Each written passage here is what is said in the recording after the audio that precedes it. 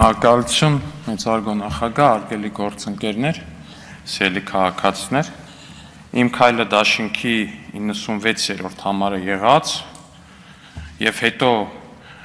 2021 թվականի գարնանային տրանսֆերային պատուհանի ընթացքում Քոչարյանի դաշինքի 3-րդ համար տեղափոխված Աննա Գրիգորյանն ասում է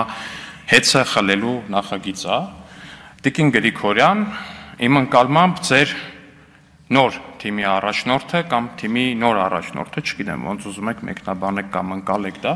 կարա ձեզ հատորներով պատմի, թե կոնկրետ Հայաստանի Հանրապետությունից ինչն է խլել ու ումա տվել։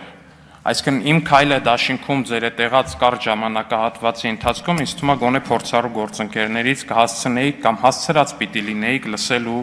սովորել, թե ինչն են խլել, ումից են խլել, ոնց են խլել, օրինակ ԶՊՄԿ-ում այդ ոնց է էլի, Վահե Հակոբյանի տենց ընտանիքը կամ տենց մերձավոր շրջապատը փայատեր դարել, ասենք, Վահե Հակոբյան ԶՊՄԿ, մի հատ ասեք էլի, այդ անուններն իրար կողք, մի հատ արտասանեք էլի, փորձեք հասկանանք։ Հա, իդեպ Վահե Հակոբյանի կուսակցությունից էիք, չէ՞, դուք նաև իմ բանի դաշինքում մտել, Քոչարյանի դաշինք մտել։ Վահե Հակոբյանը գնաց իր թիմով, բայց դուք էլի մնացիք, այսինքն մի հատ էլ թիմի ներսում եք ոնց որ տրանսֆեր եղել, ես ինչքան հասկանում եմ, Տիկին Գրիգորյան։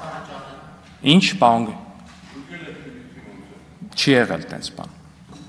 Չի եղել։ Հիմա կարա տենց այդ սուտը շարունակեք պնդել տենց ձեզ ենթակա որոշակի լրատվամիջոցներով, բաներով, բայց չի եղել տենց բան։ Շնորհակալություն։ Հա, պարոն